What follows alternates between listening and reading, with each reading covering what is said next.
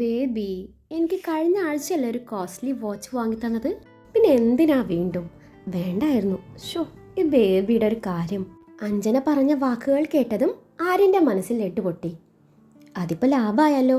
എൻ്റെ കാര്യം നടക്കുകയും ചെയ്തു. ആ പെണ്ണ് ശരിക്കും ഞെട്ടിയിട്ടുണ്ട്. ഇനിയിപ്പോൾ ഇവൾക്ക് വാച്ച് വാങ്ങിക്കൊടുക്കാൻ പോയാൽ എന്തായാലും നല്ലൊരു എമൗണ്ട് പോയി കിട്ടും. അതുകൊണ്ട് ഇതിൽ പിടിച്ച് കയറാം എന്ന് മനസ്സിൽ കരുതി ആര്യൻ അഞ്ജനയുടെ കൈയെടുത്ത് തലോടി. ശരി, എല്ലാം അഞ്ചു മോളുടെ ഇഷ്ടം. വാച്ച് വേണ്ടെങ്കിൽ വേണ്ട, നമുക്ക് ഏതെങ്കിലും വലിയ ജ്വല്ലറിയിൽ പോയി നല്ലൊരു ഡയമണ്ട് നെക്ലേസ് വാങ്ങിക്കാം. വേണ്ടാന്ന് മാത്രം പറയരുത്, ഞാൻ വാങ്ങിച്ചു തരും. അതിൻ്റെ അവകാശമാണ്. അഞ്ജനയുടെ കയ്യിൽ തലോടിക്കൊണ്ടവൻ പറഞ്ഞു. മാനസികത വലിയൊരു ഷോക്കും ആവും. വാച്ച് വാങ്ങിക്കൊടുക്കാതെ രക്ഷപ്പെടുകയും ചെയ്യാം എന്നും മനസ്സിൽ വിചാരിച്ചുകൊണ്ട് ആര്യൻ അങ്ങ് വെച്ച് കാച്ചി. ആര്യൻ ഉദ്ദേശിച്ചതുപോലെ തന്നെ മാനസയുടെ മുഖം അന്നേരം കാണണമായിരുന്നു. ആ മാളിൽ ഒരു ബോംബ് അങ്ങ് വെച്ചാലോ എന്ന് വരെ അവൾ ചിന്തിച്ചു. പിന്നെ സ്വയം സുരക്ഷ അതുകൂടി നോക്കണല്ലോ. ആര്യൻ്റെ പറച്ചിൽ കേട്ടതും അഞ്ജനക്ക് കാര്യം പിടികിട്ടി. അവൾ വല്ലാത്ത ഭാവത്തിൽ അവനെ നോക്കി ചിരിച്ചു. ചേട്ടൻ തെണ്ടി ഒരുമാതിരി മറ്റേടത്ത പരിപാടി കാണിക്കല്ലേ.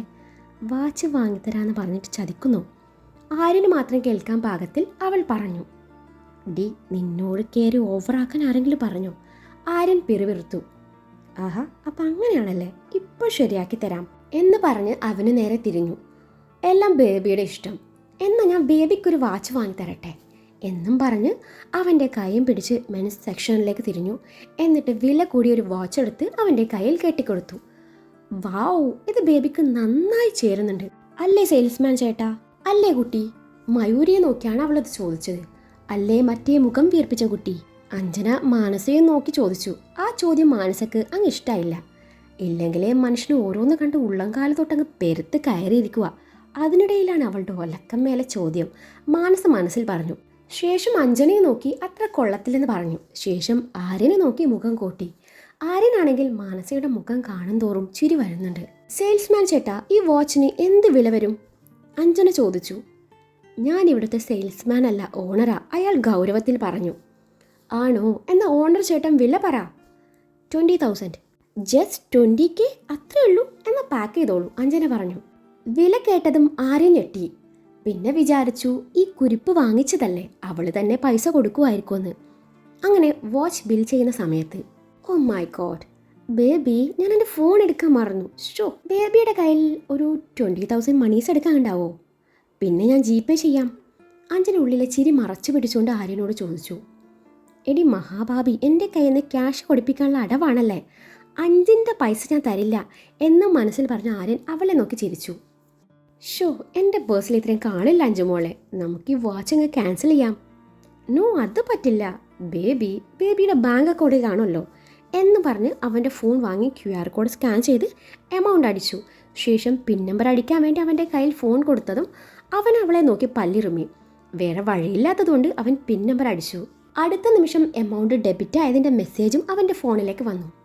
ഈശ്വര, എൻ്റെ 20 പോയി കിട്ടി. ഇതുപോലൊരു അനിയത്തിയെ ശത്രുക്കൾക്ക് പോലും കൊടുക്കരുത്. അതും മനസ്സിൽ പറഞ്ഞു. നിനക്ക് വെച്ചിട്ടുണ്ടടി എന്ന പോലെ അവളെ നോക്കി നന്നായിട്ടൊന്ന് ചിരിച്ചു കാണിച്ചു. ഞാൻ വീട്ടിലെത്തിയപ്പാടെ ക്യാഷ് അയച്ചു തരാവേ, ബേബി വേണ്ടെന്ന് പറയരുത്, അഞ്ജന ചിരി ഉള്ളിലൊതുക്കിക്കൊണ്ട് പറഞ്ഞു. ശേഷം മാനസയും മയൂരിയും പാളി നോക്കി. ആര്യൻ്റെ കൈയും പിടിച്ച് അവൾ ഷോപ്പിൻ്റെ വെളിയിൽ ഇറങ്ങി. ആ കാഴ്ച മാനസ വേദനയോടാണ് നോക്കി നിന്നത്. മഹാഭാബി, എൻ്റെ 20 കളഞ്ഞു കുടിച്ചപ്പോൾ നിനക്ക് എന്ത് കോപ്പാടി കിട്ടിയത്? ആര്യൻ അഞ്ജനയോട് ദേഷ്യപ്പെട്ടു. പിന്നല്ലാതെ അവിടെ എത്തിയ ശേഷം പ്ലേറ്റ് മാറ്റിയ എനിക്ക് സഹിക്കോ? എടി, ഞാൻ ഇമാതിരി വാച്ച് കെട്ടില്ലെന്ന് നിനക്കറിയാൻ പാടില്ലേ? അറിയാലോ, അതറിഞ്ഞിട്ട് തന്നെയാണ് ഞാൻ വാങ്ങിച്ചത്.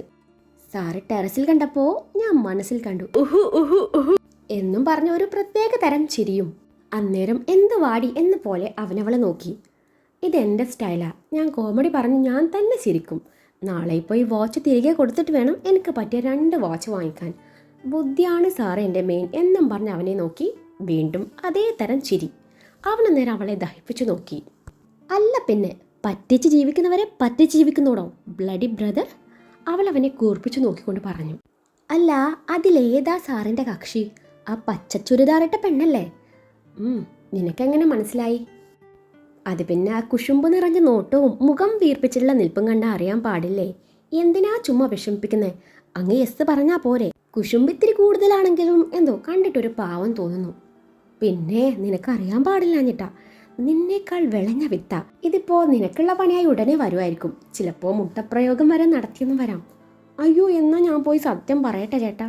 പിന്നെ നീ ഒന്ന് വാടി, അവളുടെ മുട്ടയൊന്നും നിനക്ക് ഏൽക്കില്ലെന്ന് എന്നും പറഞ്ഞ് ആര്യൻ അഞ്ജനയുടെ കൈയും പിടിച്ച് നടന്നു. അതിനിടയിൽ അവൻ ഒന്ന് തിരിഞ്ഞു നോക്കിയപ്പോൾ മാനസ അവരുടെ പോക്ക് നോക്കി നിൽക്കുന്നുണ്ട്. അവൻ തിരിഞ്ഞു നോക്കുന്നത് കണ്ടതും അവൾ നോട്ടം മാറ്റിക്കളഞ്ഞു. ചുണ്ടിലൊളിപ്പിച്ച ചിരിയാലെ ആര്യൻ മുന്നോട്ട് നടന്നു. ദിശയ്ക്ക് കൊടുക്കാനുള്ള ഗിഫ്റ്റ് വാങ്ങിച്ചു കഴിഞ്ഞു മാനസയും മയൂരിയും മാളിൽ നിന്നിറങ്ങി. മാനസയാണെങ്കിൽ സ്വപ്നങ്ങളൊക്കെയും ചീട്ട് കൊട്ടാരം പോലെ തകർന്നടിഞ്ഞതിന്റെ സങ്കടത്തിൽ പണ്ടാരമടങ്ങിയിരിക്കുവാണ്. ഇതേ സമയം അഗസ്ത്യ ദിശയും കൊണ്ട് ഒരു വലിയൊരു ടെക്സ്റ്റൈൽ ഷോപ്പിലേക്കാണ് ചെന്നത്. അമ്പലത്തിൽ വെച്ച് അവൻ അങ്ങനെ പെരുമാറിയതിന്റെ ദേഷ്യത്തിലാണ് പുള്ളിക്കാരി. ആ പിണക്കം തീർക്കാൻ വേണ്ടി അവളെയും കൊണ്ട് ഇങ്ങോട്ട് പോകുന്നതാണ് അവൻ. ദിശ, ഇന്ന് മുഴുവൻ ഞാൻ നിന്നെ സന്തോഷിപ്പിക്കാൻ പോവാണ്. അതിന്റെ ഭാഗമായി നിനക്കിഷ്ടമുള്ളത് വാങ്ങിക്കാം. അവനത് പറഞ്ഞപ്പോൾ അവൾ അന്നേരം പുച്ഛിച്ച് തള്ളിയെങ്കിലും അവിടുത്തെ കളക്ഷൻസ് ഒക്കെയും കണ്ടപ്പോൾ അവളുടെ കണ്ണ് തള്ളി. ബർത്ത്ഡേ പാർട്ടിക്ക് വേണ്ടി നല്ലൊരു ഫ്രോക്ക് അഗസ്ത്യ തന്നെയാണ് അവൾക്ക് സെലക്ട് ചെയ്ത് കൊടുത്തത്.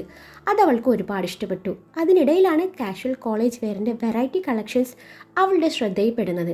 എല്ലാം മോഡസ്റ്റ് വെയർ ആയിരുന്നു. അവൾ അതിൽ നിന്ന് കുറേ എണ്ണം സെലക്ട് ചെയ്തു. അതിനിടയിലാണ് ഷോർട്സ് ആൻഡ് ടീഷർട്ടിൻ്റെ കളക്ഷൻസ് അവൾ കാണുന്നത്. കുറേ നാളായിട്ടുള്ള ആഗ്രഹമാണ് ഷോർട്സും ധരിച്ച് കൂളിംഗ് ഗ്ലാസും വെച്ച് ആറ്റിറ്റ്യൂഡ് ഇട്ട് ഒരു ഫോട്ടോഷൂട്ട്. ഫോട്ടോഗ്രാഫർ മറ്റാരുമല്ല, ചങ്കും ലിവറും തന്നെ. പക്ഷെ അവനോട് പറയാനൊരു പേടി. എന്ത് വാങ്ങിച്ചോളാനും പറഞ്ഞതല്ലേ. 2 സെലക്ട് ചെയ്ത് ചോദിച്ചു നോക്കാം എന്നും കരുതി 2-3 ഷോർട്സ് ആൻഡ് ടീഷർട്ട് സെലക്ട് ചെയ്ത് അവൻ്റെ അരികിലേക്ക് നടന്നു. എൻ്റെ കയ്യിലുള്ള ഈ ഡ്രസ്സുകൾ വാങ്ങിച്ചു തന്ന് എന്നെ സന്തോഷിപ്പിക്കാൻ പറ്റുമോ സക്കീർ ബായിക്ക്? Why not? നിന്നെ സന്തോഷിപ്പിക്കാൻ കിട്ടുന്ന ഒരു അവസരവും ഞാൻ പാഴാക്കില്ല. ദിശയുടെ ഡയലോഗ് അടിക്കൽ കേട്ട് അവൻ മറുത്തൊന്നും ചിന്തിക്കാതെ പറഞ്ഞു. വാങ്ങിക്കുവേ, വീട്ടിലെത്തിയാൽ ഇടാൻ പറ്റില്ലെന്ന് പറയരുത്. അല്ല, ഇടാൻ കൊള്ളാവുന്ന ഡ്രസ്സല്ലേ അത്? എനിക്ക് കൊള്ളും, സച്ചോട്ടിന് കൊള്ളുമോയെന്നറിയില്ല. അവളുടെ കൊള്ളിച്ചുള്ള പറച്ചിൽ കേട്ടപ്പോൾ അവൻ എവിടെയോ ഒരു വശപ്പിശയ്ക്ക് ഫീൽ ചെയ്തു. നോക്കട്ടെ.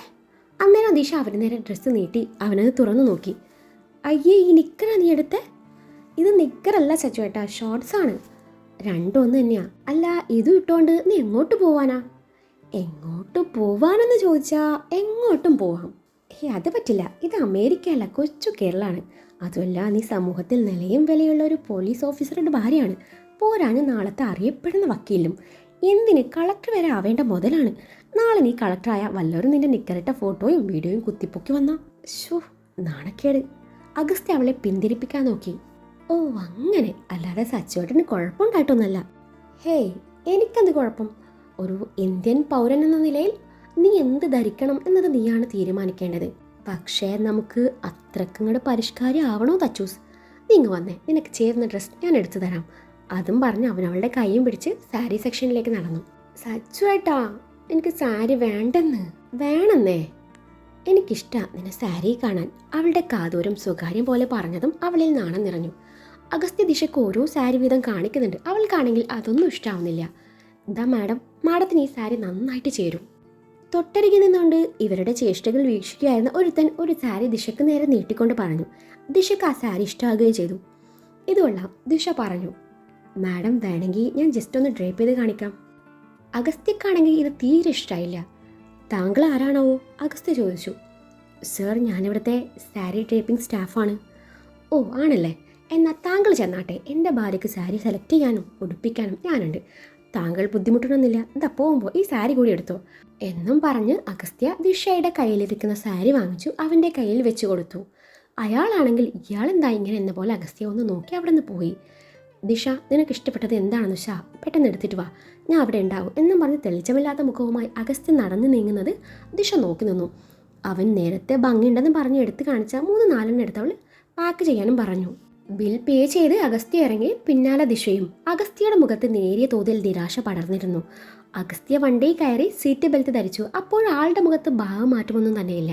ദൈവമേ, കാക്കിക്കുള്ളിൽ ഇതുപോലൊരു പിഞ്ച് ഹൃദയമുള്ള കാര്യം ഞാൻ അറിഞ്ഞില്ലല്ലോ എന്നും മനസ്സിൽ പറഞ്ഞു അവൾ അവൻ്റെ അരികിലേക്ക് നീങ്ങി. അവൻ്റെ മുഖം അവൾക്ക് നേരെ തിരിച്ചു. DCP സാറിൻ്റെ മുഖത്ത് എന്താ ഒരു വാട്ടം? എന്ത് വാട്ടം? ഒരു വാട്ടവും ഇല്ല. അവളുടെ കൈ എടുത്ത് മാറ്റിക്കൊണ്ടവൻ പറഞ്ഞു. ദേ, ഇതിൽ തന്നെയുണ്ട് ഒരു വാട്ടം. ഇന്ന് മുഴുവൻ എന്നെ സന്തോഷിപ്പിക്കാന്ന് പറഞ്ഞ ആളാണ് ഇങ്ങനെ ഗ്ലൂമി ആയിരിക്കുന്നത്. പറ, ഇനിയിപ്പോൾ ഇയാളെ സന്തോഷിപ്പിക്കാൻ വേണ്ടി ഞാൻ എന്താ ചെയ്യണ്ടേ? മുദ്ദുകവ് തരട്ടെ? ഇത് കേട്ടതും അവൻ്റെ മുഖം വിടർന്നു. ഇന്ന് രാത്രി 12 മണിക്ക് മുൻപായി 100 മുദ്ദുകവ് തന്നു എന്നെ സന്തോഷിപ്പിക്കാൻ പറ്റുമോ സക്കീർ ബായിക്ക്? അഗസ്ത്യയുടെ വക ഡയലോഗ്. അമ്പട പുളുസു അതേ നാണയത്തിൽ തിരിച്ചടിച്ചു അല്ലേ? ശരി, വെല്ലുവിളി ഞാൻ ഏറ്റെടുത്തിരിക്കുന്നു. വാ മോനെ ദിനേശ, ഇപ്പൊ തന്നെ തന്നേക്കാം. 100 അല്ല 101. ഒരെണ്ണം എൻ്റെ വക ബോണസ് ആണെന്ന് കൂട്ടിക്കോ. ഹേ, അത് പറ്റില്ല. ഒരേ സമയം 5 ഉമ്മയിലധികം സ്വീകരിക്കില്ല. നീ ഇപ്പോൾ വേണം 5 തന്നോ, എന്നിട്ട് അരമണിക്കൂർ കഴിഞ്ഞ് അടുത്ത 5 തന്നാൽ മതി. ശരി, സമ്മതിച്ചു. അതും പറഞ്ഞവൾ അവൻ്റെ നെറ്റിയിലും ഇരുകവിളിലും മൂക്കിലും താടിയിലും ചുംബിച്ചു. 5 ഉമ്മ കൊടുത്തു. അവൾ അവനിൽ നിന്നും അടർന്നു മാറാനൊരുങ്ങിയവയാണ് അവനവളെ തൻ്റെ നെഞ്ചിലേക്ക് വലിച്ചിടുന്നത്. അവൾ ചോദ്യഭാവത്തിൽ അവനെ നോക്കി. അതെ, നീ പറഞ്ഞ ബോണസ് കിസ് അതിവിടെ തന്നൂടെ? തൻ്റെ ചുണ്ടിൽ വിരൽ വെച്ച് അവളുടെ കണ്ണിലേക്ക് നോട്ടമെറിഞ്ഞുകൊണ്ടവൻ പുരികം പൊക്കിയതും അവൾ തൻ്റെ ചൂണ്ടുവിരൽ അവളുടെ ചുണ്ടിൽ മുട്ടിച്ചു. പിന്നീട് അത് അവൻ്റെ ചുണ്ടോട് ചേർത്ത് വെച്ചു. ബോണസ് കിസ് അത് അവസാനം തരാനേ നിർവാഹമുള്ളൂ. സാർ പെട്ടെന്ന് വണ്ടി വിട്ടേ. ദിശ തൻ്റെ സീറ്റിൽ വന്നിരുന്നു. സീറ്റ് ബെൽറ്റ് ധരിച്ചതും അഗസ്ത്യ വണ്ടി സ്റ്റാർട്ട് ചെയ്ത് മുന്നോട്ടെടുത്തു. പർച്ചേസ് കഴിഞ്ഞ് ഇറങ്ങിയതാണ് മാനസയും മയൂരിയും. എടി, നമുക്ക് വല്ലതും കഴിച്ചാലോ? എനിക്ക് നല്ല വിശപ്പ്. ഞാൻ രാവിലെ ഒന്നും കഴിച്ചില്ലെന്ന് മയൂരി വയറും തടവിക്കൊണ്ട് പറഞ്ഞു. എനിക്കൊന്നും ഇറങ്ങില്ലടി. എൻ്റെ സ്വപ്നങ്ങളൊക്കെയും ചീട്ടുകൊട്ടാരം പോലെ തകർന്നടഞ്ഞു പോയില്ലേ. ഇനിയിപ്പോൾ നമ്മൾ നേരെ ദച്ചുവിൻ്റെ വീട്ടിലേക്കല്ലേ? അവിടെ നിന്ന് കഴിച്ചാൽ പോരെ? ഇവിടെ നിന്ന് കഴിച്ച് ക്യാഷ് കളയണോ? എടി, അവിടെ സദ്യ ആയിരിക്കില്ലേ? നമുക്കിവിടെ നിന്ന് ബിരിയാണി കഴിച്ചിട്ട് പോവാന്ന്. എത്ര നാളായി നല്ലൊരു ബിരിയാണി കഴിച്ചിട്ട്. എടി, അവിടെ ബിരിയാണി ആയിരിക്കും. DCPയും DHയുടെ കെട്ടിയവനൊക്കെ ഉള്ളല്ലേ, അപ്പോൾ ഉറപ്പായും ബിരിയാണിയൊക്കെയും കാണും. ഹേ, ആയിരിക്കില്ല. DCPക്ക് എന്താ സദ്യ കഴിച്ചാൽ ഇറങ്ങില്ലേ? എൻ്റെ മയൂരി, നീ ഇങ്ങനെ നെഗറ്റീവ് അടിക്കാതെ. അവിടെ ബിരിയാണി തന്നെ ഉറപ്പ്. നീങ്ങ് വന്നേ, ദേ ഒരു ബസ് വരുന്നു. വാ, പെട്ടെന്ന് വാ. മാനസ മുന്നോട്ട് നടന്നു. ഇനിയിപ്പോൾ അവിടെ ബിരിയാണി ആണെങ്കിലോ? വെറുതെ ക്യാഷ് കളയണ്ടല്ലോ എന്ന് കരുതി മയൂരി മാനസക്ക് പിന്നാലെ ചെന്നു.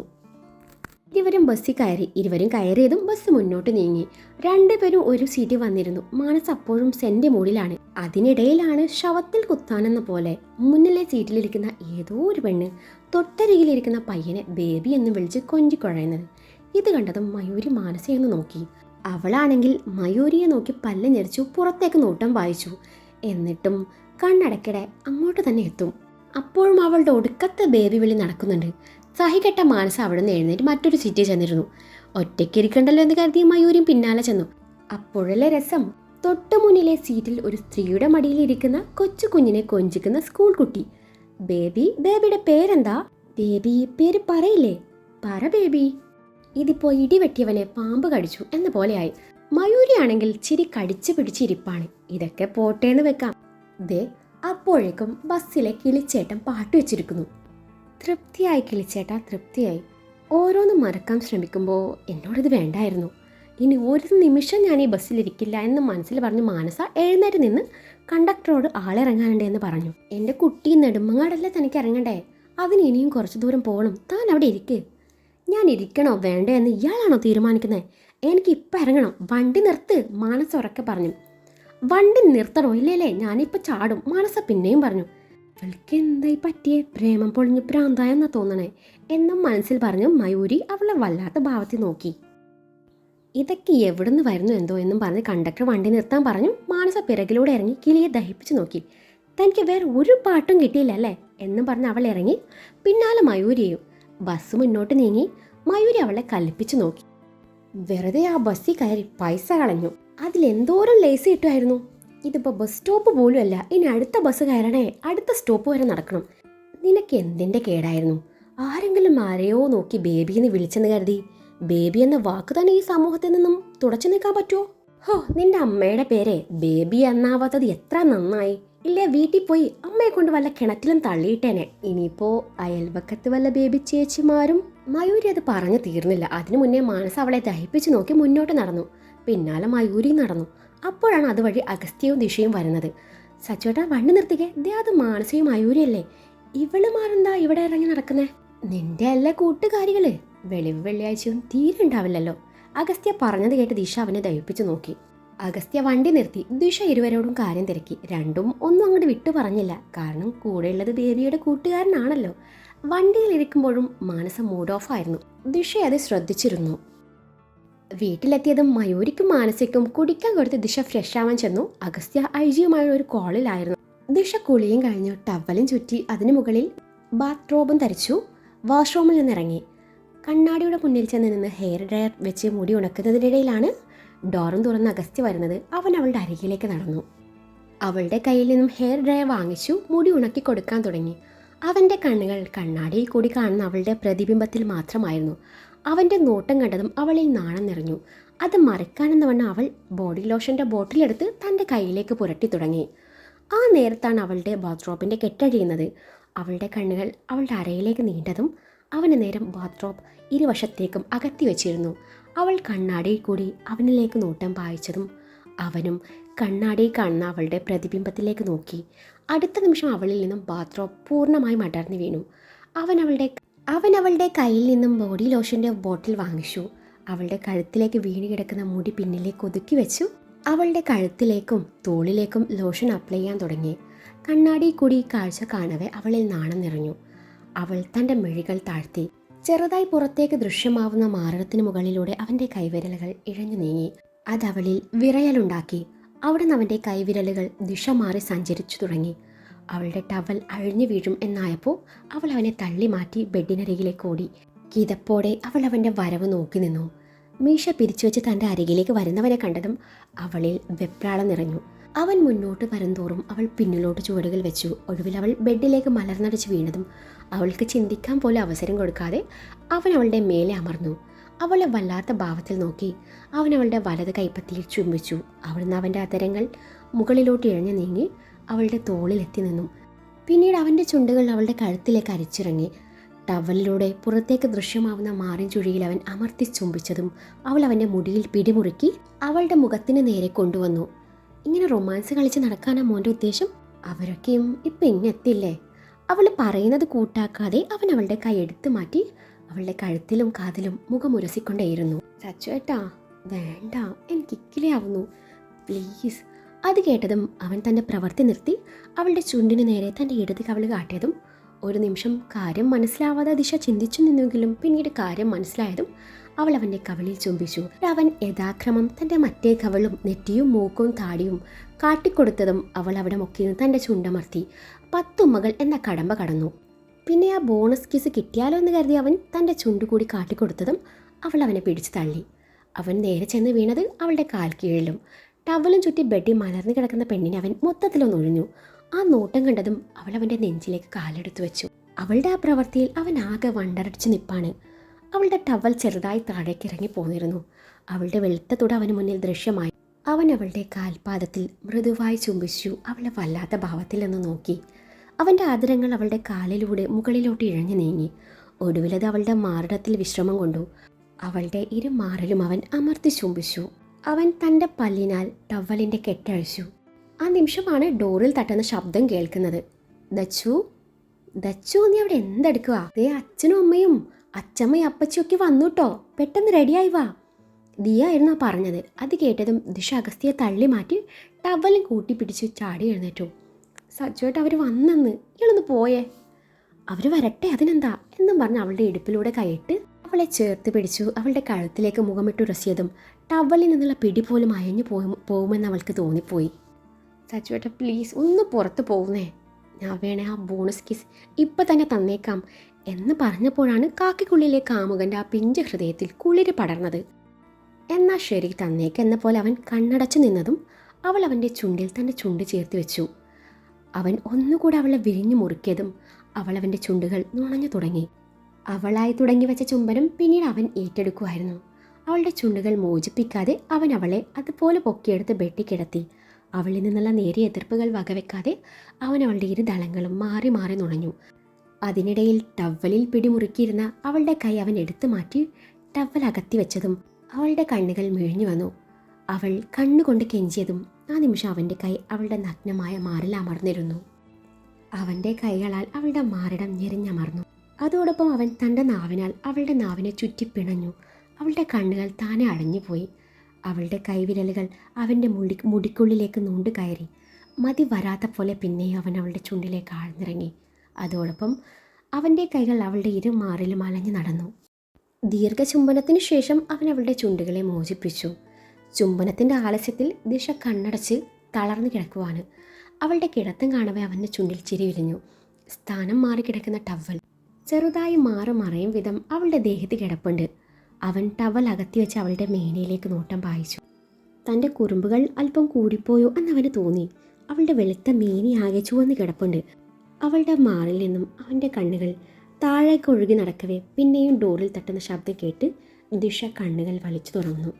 തൻ്റെ നഗ്ന മേനിയിലേക്ക് വല്ലാത്ത ഭാവത്തിൽ നോക്കുന്ന അഗസ്ത്യയെ കണ്ടതും മിഴിഞ്ഞ കണ്ണാലെ അവൾ അവനെ തള്ളി മാറ്റി ടവൽ കൂട്ടിപ്പിടിച്ചു തലയണയിലേക്ക് മുഖം പൂഴ്ത്തിക്കിടന്നു. ദച്ചൂസ്, ഇങ്ങോട്ട് നോക്ക്. അവളുടെ അരികിൽ വന്നിരുന്നു കാതൂരം ചുംബിച്ചുകൊണ്ട് അവൻ പറഞ്ഞു. ഇല്ല. നോക്ക് പെണ്ണേ, അതെ, കാണാനുള്ളതൊക്കെ ഞാൻ കണ്ടു കഴിഞ്ഞു. ഇനി എപ്പോഴാണ് നമ്മുടെ ഫസ്റ്റ് നൈറ്റ് എന്ന് മാത്രം അറിഞ്ഞാൽ മതി. സച്ചു ഏട്ടാ പോടുന്ന്.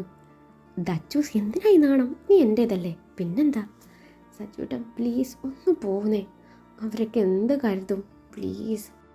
ശരി, ഞാനിപ്പോൾ പോവാം. പക്ഷേ നമ്മുടെ ഫസ്റ്റ് നൈറ്റ് അതെപ്പോഴാ? ഇന്ന് രാത്രി? അവളുടെ മുടി വകഞ്ഞു മാറ്റി അവളുടെ തോളിൽ ചുംബിച്ചുകൊണ്ട് അവൻ ചോദിച്ചു. അയ്യോ, ഇന്നോ? അപ്പോൾ നാളെ. അവളുടെ പുറമേനിയിൽ മുഖമുരസിക്കൊണ്ടാണ് അവനത് പറഞ്ഞത്. അവൾ പറ്റില്ലെന്ന പോലെ തലയനക്കി. അപ്പോൾ മറ്റന്നാൾ? അയ്യോ, മറ്റന്നാൾ എനിക്ക് കോളേജിൽ പോകണ്ടേ, ഒട്ടും പറ്റില്ല. അതിന് രാത്രിയല്ലല്ലോ നീ കോളേജിൽ പോണത്. ഇനി അങ്ങോട്ടുമില്ല ഇങ്ങോട്ടില്ല, മറ്റന്നാൾ ഫിക്സ്ഡ്. അവൾ ഇട്ടിരിക്കുന്ന ടവൽ അരയോളം വലിച്ചു താഴ്ത്തി അവളുടെ പുറമേനിയിലാകെ വിരലൊടിച്ചുകൊണ്ട് അവൻ പറഞ്ഞു. സച്ചു, സച്ചു, നീ അവിടെ എന്തെടുക്കുക? അച്ചമ്മയുടെ ശബ്ദം കേട്ടതും ഇരുവരും ഒരുപോലെ ഞെട്ടി.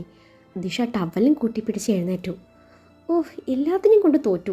മനുഷ്യനൊന്നും റൊമാൻസിക്കാനും സമ്മതിക്കില്ല. ഞാനേ കുളിക്കുവാണെന്ന് പറഞ്ഞാൽ മതിയെന്നും പറഞ്ഞ് അവളുടെ കവിളിൽ അമർത്തിമുത്തി ഒരു സോറിയും ഒരു ലവ്യും കൂടി പറഞ്ഞു അവൻ ടവലെടുത്ത് വാഷ്റൂമിലേക്ക് നടന്നു. പിന്നാലെ ദിശ എഴുന്നേറ്റ് പെട്ടെന്ന് ഫ്രോക്കും ധരിച്ചു. ഡോർ തുറന്നതും അച്ചമ്മയും അമ്മയും അപ്പച്ചിയും ദേ ശ്യാമയും നിൽക്കുന്നു. ശ്യാമയെ കണ്ടതും ഇവളെ ഇങ്ങോട്ട് കെട്ടിയെടുക്കേണ്ട ആവശ്യമുണ്ടോ എന്നും മനസ്സിൽ പറഞ്ഞ ദിശ ബാക്കി എല്ലാവരെയും നോക്കി ചിരിച്ചു. ശ്യാമ നിഗൂഢമായ ചിരിയോടെ ദിശയെ നോക്കി.